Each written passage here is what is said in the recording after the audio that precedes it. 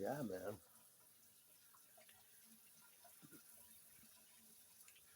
That's why you get them young, while they still have ideations of romance. I mean, I'm not a hopeless romantic. I'm a romantic. That's what I like about Mila Bai. She really know how to do that little girl resilient pussy dance. You know, and your bitches too. Why the dude keeps telling me the Happy Face Killer's daughter is just incredibly hot. They don't have enough pictures of her on there. They only get her for a certain second. What she does is she comes on the show. I missed it. It's a show that's almost 10 years old. I've never seen it. I like it. Monster in the Family or something like that. And she goes to other serial killers. She'll go to John Wayne Gacy's family and put together the victims and the victims' families with the relatives of Gacy and the relatives of other killers. And she's the host, and she is the daughter of the Happy Face Killer. Incredibly fucking seriously hot blonde. I think so. It's my type of bitch. It's one of the types I like. She does look vaguely Courtney-ish or Francis like. Extremely beautiful. It's that pussy strain. Whatever you call that blonde good puss. I like that shit. I like that. It's just one of the types I like. Why would because he's showing me a picture of Cobain, give me the finger. What Kurt wouldn't care. Kurt would be like, that's funny.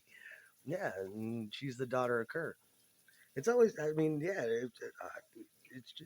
isn't it? It'd be nice and trivial to have a daughter of the Happy Face Killer as your girlfriend. Her father was the fucking Happy Face Killer, man. No shit, I kid you not. You know, the sad thing is they went back to Ramirez. They tried. You could tell that one wasn't. I think it was a fake episode because they couldn't scrape together Ramirez's family or any real victims that because he kind of just killed women and old people and children. And you could see that like nobody really gave a fuck. It was, there was no healing that needed to be done. It was just a thing that they wanted to forget. If and they were the relatives of Ramirez. I'm like, that's sad. You know, that's fucking sad. Big deal. Jeff came with the territory. See you in Disneyland. That's right, Richard. And the one chick is making fun of him. She's like, it was supposed to be Ramirez's niece, and she's like, he's in the courtroom and he's got that stupid pentagram on his head with that stupid look on his face and thinks he's so cool, just looking at everybody. I'm like, Ramirez really what he really was looking back at there was fangirls in the back of the courtroom, and that's what he was doing.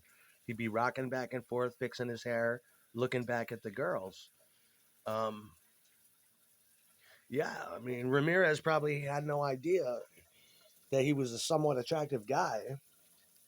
And he's thinking, holy shit, I had to murder people just to get a fan club. I never had a bitch in my life. Every bitch I ever took, I had to fucking rape. He probably blew his mind a little bit. Well, yeah, Ramirez beating his dick over his 12-year-old niece and shit. If you weren't my fucking niece, I know what it's like, man. I don't have a 12-year-old niece, but think maybe it's good I don't. But I had a niece, but I didn't have those feelings. But Ramirez don't give a fuck. It's his dick or the highway. That's what I liked about Ramirez. Fucking Ramirez. Yeah, it's all about. That's why you want a young girl. Because by the time a woman gets to be my age or even older, she's through with love. She's probably been engaged, divorced, married, and she has no fucking idea what that is. And her brain is not ready to go back. A little girl, you get her on her first run. I fucking love you. And you're like, yes, possessed little hoe. I fucking love you. That's all she knows. Kiss that little pussy. Put that to bed. Latch onto it and keep it for as long as possible. Sleep on top of it with my teeth in her neck. They ain't going anywhere, bitch. Claustrophobic. Wet blanket the bitch. Smother little Bob. Daddy, I need fucking air. You don't need fucking air. Open a window. You ain't going anywhere. Open that window with the bars on it. Lock this pussy down. She'll live again, and it's better to have love than it not to have at all. You know. I'll set Little Bob free one day. I'll open the top and let her fly the fuck away. Ah, don't go too far. I won't. Little Bob. She loves it.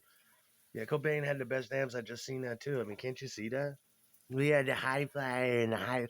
Yeah, those are extremely expensive, top tier amplifiers that you could have a fucking car or you can have a Hiwa from England.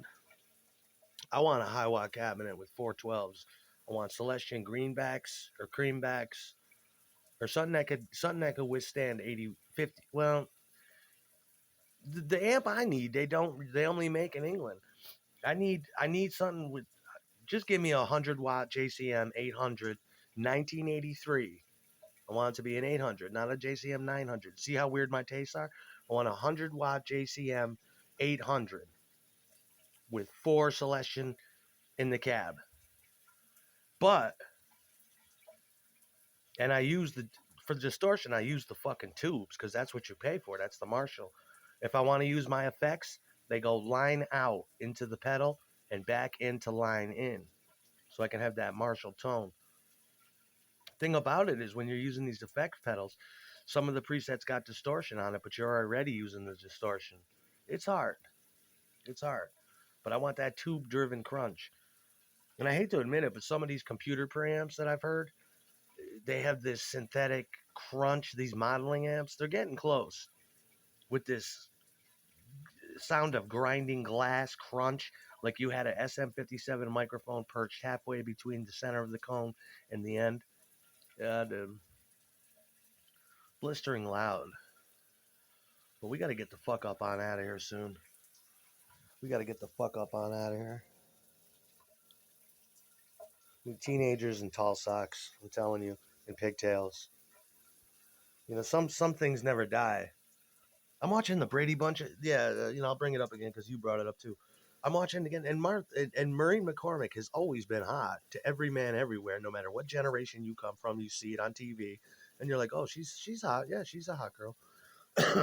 But now more than ever, Maureen McCormick and Jen and fucking older Cindy too are just the hotness seems to be off the chain, and I'm falling in love with them in a deeper, bigger way.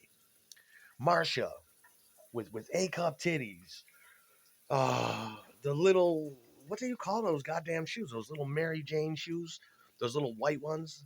They got Keds now, like that, the tennis shoes or whatever, but low top, little shits like that with the knee sock jammed, just like Jan, all the way up to the fucking knee. Little tiny skirt that's much too short for little girls like that, with ribbons in their hair and rocket titties. Hi, Greg. Greg's saying, hi, Marcia. My fucking dick is fucking throbbing in my Wranglers right now. When's Dad getting home? I don't know. Want to go up to you know? Jan did it the worst, though. And then I'm noticing shit I never noticed in the show. I got to see an ass shot of Jan looking out a window. I'm like, wow, perfect bulbous oval ass cheeks in little 1970s panties. I can't even. As Jan got older, she got. And if you look at the names of the episodes, it's just like Burbank, California, and Hollywood was a sick fucking place. I'm watching the episode about Jan gets a job at an ice cream shop, which is kind of fucked, and she gets her sister to work, and then the boss fires Marsha because Marsha got her the job. It seemed kind of fucked up, but the name of the episode was like Marsha gets creamed. I'm like, are you fucking kidding me? It's like, and you could just see in the scripts of Sherwood Schwartz, these are evil titles. Everybody wanted to fucking bust nuts into Marsha and just leave it in there. Watch it drip out. You like that, Marsha? That's what you get, you little bitch. Her perfect little egg-shaped face and blonde, just beautiful golden blonde locks. Extreme cockgocker, cokehead running around fucking. You know what I mean? That shit ran, and I was noticing about the Brady Bunch too. It's like it started out as a cute little puppet show, pretty much. Like just like, like the end of it was like this '60s vibe, And by the fifth season, they're talking to CIA agents and FBI, and there's UFOs. I'm like, holy shit, this show really developed. Greg's looking like he should not be living at home anymore. So is Peter. Marcia's, and everybody wants a bitch. I want a bitch that talks just like Cindy. That episode with Peter Chicken and Baby Talk. Baby Talk, Baby Talk. I remember watching that with Rich and me and him smoking a bong, calling each other Peter Chicken. Cindy gets bullied for her lisp. I want a bitch that talks like that. I want like a 15-year-old bitch that talks like that. Fucking baby, extreme baby talk with a lisp. Hell yeah. You know what I'm saying? Hell yeah. That fucking Brady shit.